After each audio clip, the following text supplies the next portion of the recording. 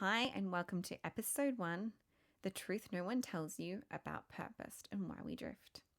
Welcome to Project Trove. I'm Hayley Marks, an author, strategist, and someone who has spent years navigating the space where systems meet souls. This podcast series of mini projects, short focus seasons where we take on one big topic at a time, make it practical, honest, and human. No jargon, no performance, just real language for real experiences. Project Trove exists because people feel the tension between their inner life and the systems they're part of. But no one is helping them, or us, making sense of that gap. This is the space where we do that. Each project we will explore a different angle: purpose, alignment, burnout, intuition, leadership, the foreseen state. But the goal is always the same: to help you understand what happens inside you and around you with that clarity that feels grounding and not overwhelming. This is the first project, the purpose problem. Because the misalignment millions are living through right now isn't subtle anymore. It is loud, it is physical, and it is impossible for any of us to ignore. And I want to start with something honest. Most people don't suddenly lose their purpose. It doesn't evaporate, it doesn't break, it drifts. A little here and a little there, a few compromises, a few I'll deal with that later moments. And before we know it, the drift becomes a life. And if you're someone who feels disconnected from yourself, feels like you've been living on autopilot, feels burnt out or numb, feels like you should be fine, but you're really not, or you can't remember the last time you felt like you, then this is the episode for you. Let's get clear about what we're going to get from this today. Here are some of the key questions I will be addressing. Why do we drift away from ourselves? What does the misalignment feel like in the body? Why do high capacity caring people burn out the fastest? How much of this is personal and how much is systemic? How do we know when your purpose has been shaped by survival instead of truth? With the key takeaways, drift is predictable, not personal. The body is the first place misalignment shows up. Burnout is a mismatch, not a weakness. Most people are living lives shaped by expectations, not by truth. And once you see the drift, you can't stop it. So I'm going to share some grounding facts for us today. Let's ground this in what people are actually experiencing. Burnout is officially recognized by the WHO as a workplace phenomenon. 62% of Australians felt burnt out in the last 3 months. 1 in 3 workers feel no sense of purpose in their work, and 74% feel disconnected from their daily tasks. Emergency department mental health presentations are up 38% in a decade. The people burning out the fastest: the helpers, the teachers, the nurses, the carers, the mums, the frontline staff. And this is not a motivational problem. It is not a resilience problem. This is an alignment problem, personally and systemically. So we're going to start with why we drift.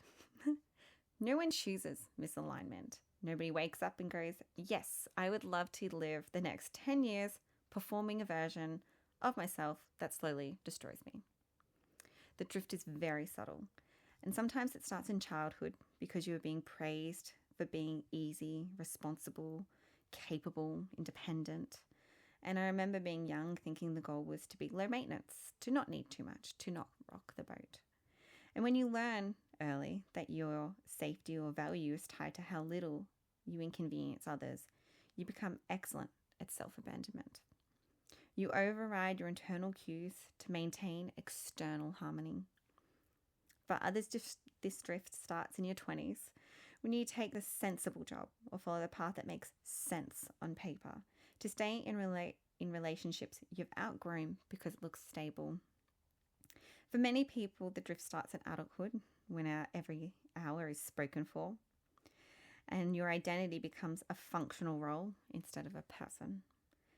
For some, drift begins simply because life gets busy. You stop and you start dropping the things that anchor you. You stop checking in with yourself. You stop questioning your direction. You stop giving space for the truth. And in the background, life begins organizing itself around who you think you are or who you have to be not who you actually are. It feels like, I'm fine, I can manage. This is just life. Everyone else is coping. I don't have time to think about this. I come back to myself when things settle. But things rarely settle, and that's the problem. The body often speaks first. It shows up within yourself. And I want to spend a little bit more time here because your body is the part of you that tells the truth, even when you don't want to hear it. Before I even got diagnosed, I'm currently in the battle of acute myeloid leukemia. There were signs, not catastrophic ones, just off. Small things I brushed off because I had things to do, kids to raise, work to deliver, and a life to run. And that's what most people do. We walk around thinking our symptoms are flaws or failures when they're actually signals. Misalignment often looks like waking up tired even after 8 hours, feeling irritated for no clear reason, being overwhelmed by small decisions, feeling like you're carrying invisible weight or zoning out in mid-conversations, losing interest in things that used to matter, feeling like you're watching a life from the outside. It's the moment you realize you haven't had a real preference in years and you just go along with whatever happens next. These aren't personality quirks, they're alarms. Your nervous system keeps a very, very honest scorecard. If you've been out of alignment long enough, your body will step in and say, this isn't working. You're not okay. Something needs to change. For some people, the body whispers for years. For others, it goes straight to the rupture.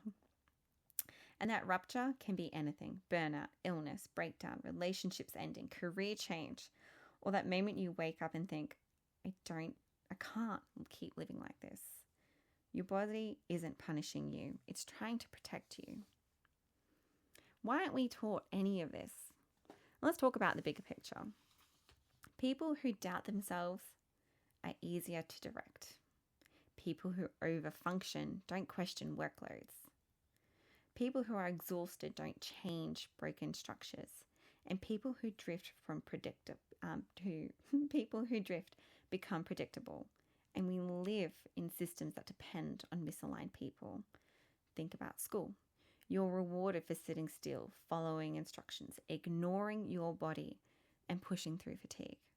Think about work. You're celebrated for stretching beyond your limit and staying late, not for honesty, boundaries, or alignment. Think about culture. You're praised for being overproductive, but not purposeful.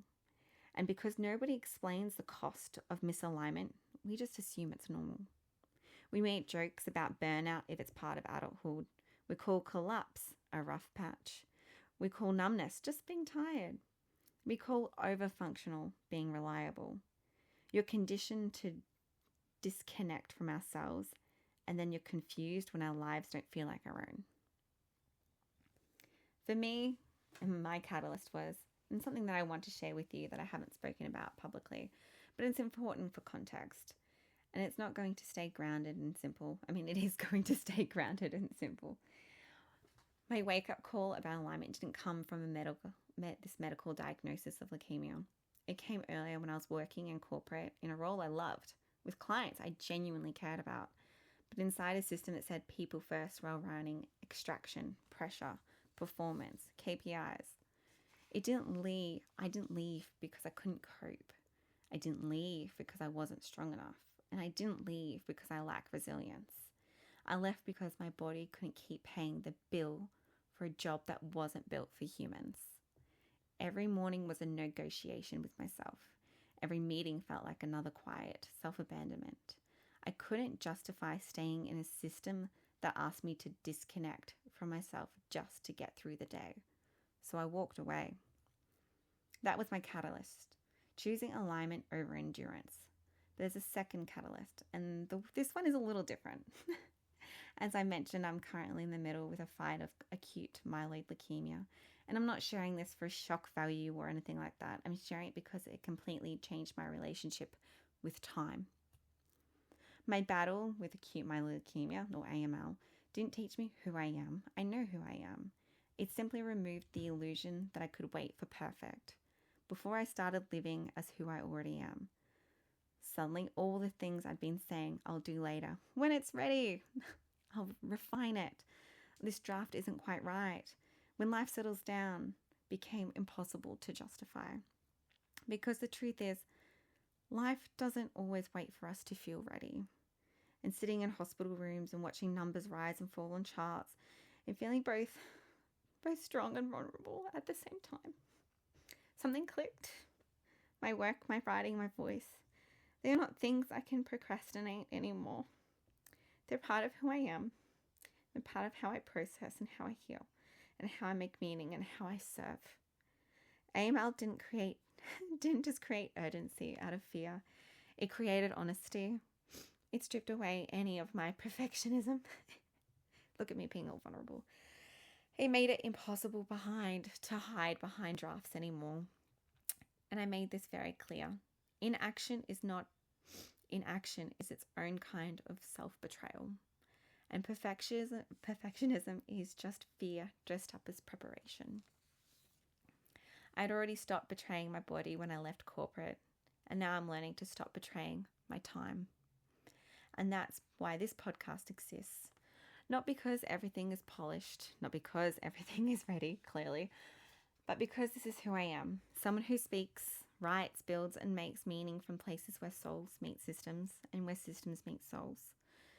This is my choosing action over waiting, expression over hesitation, and alignment over fear of not being ready or being perfect. And you're here. You might be feeling this shift too. So let's shift gears. What purpose actually is. And I want to reset yours and my expectation about purpose, because most people have been taught the wrong definition.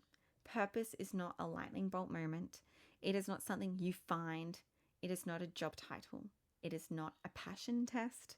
It's not a side hustle, and it's definitely not something you solve in 1 decade of your life.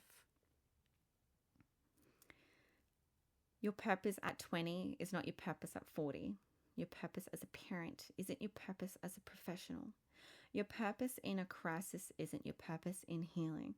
Your purpose in youth won't look anything like your purpose in old age. But the essence, your soul, stays the same. Think of purpose like a signature, a way of being that shows up in every season of your life, even when the roles, the environments, the responsibilities change. It's your soul signature, your essence. And there's a part of most people miss. You don't lack purpose. You just haven't been living from a part of yourself that carries it. That might just punch you in the chest a little bit. Purpose shows up when you're not just in survival mode, when you're not just suppressing who you are to fit a system, when you're not running on overload, autopilot, numbness, overdrive. Most people don't feel purposeful because they've never had space, safety, rhythm, boundaries, support, internal permission, or honest self-awareness. Purpose doesn't grow in chaos. Purpose doesn't grow in overfunctioning. Purpose doesn't grow when your nervous system is fried. It grows in safety, honesty, clarity, rhythm, integrity, connection, realism. Not hustle, not productivity hacks. Not rise and grind, not endless self-optimization. Purpose is quiet. It's steady. It's natural. It's the part of you that doesn't change, even when everything around you does. And when you drift too far away from it, life starts feeling heavy, directionless, cluttered, numb, or strangely hollow, even when you're achieving things on paper. Purpose isn't a destination. It is truly a lifetime conversation we have with yourself, and you sign it. Most people have never been taught how to have that conversation. So this is why we drift from our purpose. Here's more of a breakdown, a detailed breakdown of the 5 core reasons we drift from our purpose. Number 1 is quite simple, and I think we've touched on it already. We prioritize survival over truth. If your nervous system doesn't feel safe, you will choose predictable misery over unpredictable authenticity. We're rewarded for compliance, not alignment. Good students, good employees, good mothers, good parents All words that basically mean don't make things difficult. 3, exhaustion is normalized. If everyone around you is tired, stressed, and disconnected, you think it's normal. It's not. 4, trauma edits our identity. Trauma doesn't just hurt, it shapes our self-conception, our boundaries, our sense of what's possible. 5, we live in a reactively, we're not intentionally. We respond to life instead of designing it. We run on autopilot because we're overwhelmed. None of these factors are our entire fault, but they are our responsibility once we see them. Because once you see the drift, you can't unsee it. And what this season will mean for you. So about Project Trove, the purpose problem. If something in this episode is hitting you in the chest, here's what this season will actually give you over our 12 episodes. Clearly, realistically, without exaggeration, by the end of this mini-season, you'll have the language for what's happening inside you. You'll be able to explain things you've only ever felt, the drift, the numbness, the tension, the internal pull, the exhaustion that never made sense. A clear understanding of why you feel this way. It's not a motivation issue, it's not stress, it's not a lack of resilience, it's not anxiety, but the real reasons: your nervous system mismatched, the misaligned roles, and the visceral gap that we experience. A practical map of your purpose and archetype. You'll know which of the 6 archetypes you operate, teach, heal, create, protect, serve, and lead. Why certain environments energize you while others drain you. Clarity on the difference between burnout and misalignment. You understand how systems, workplaces, family patterns, and childhood conditioning shape your purpose, and how to stop carrying what isn't yours so you can honor your essence. A grounded framework to realign your life, not a 5-step hack, not a productivity makeover, a real human, sustainable way back to yourself, built on rhythm, nervous system safety, truth, and internal permission. A relief from thinking, I'm the only one who feels this, because you're not. You'll understand the collective nature of this problem, why millions are experiencing this at the exact same time, and why it's not just a personal flaw, but it's a systemic one too. So we offer you tools you can use immediately, small, simple shifts that help you feel more like yourself again, micro boundaries and how to action them, alignment checks, truth over timing decisions, nervous system resets, and purpose-led daily rhythm. A way to rebuild from the inside out. The season won't fix your whole life, but it will change how you understand it. And that alone shifts everything. So let me end with this. You are not behind, you are not failing, you are not broken, and you're not too much or too late. You are simply waking up to the misalignment, what your body recognized but your mind wasn't ready to admit. And that is not a weakness, this is wisdom. This is our first project, our first trove, our first step into the conversation we all needed, but never got. So thank you for being here. I'll see you in episode 2, where we break down the visceral gap, what your body knows before your mind is ready to admit. This is the episode that explains why so many high-functioning, capable people miss the signs of burnout, misalignment, until they're already deep in it. This is Project Trove. Thank you for listening.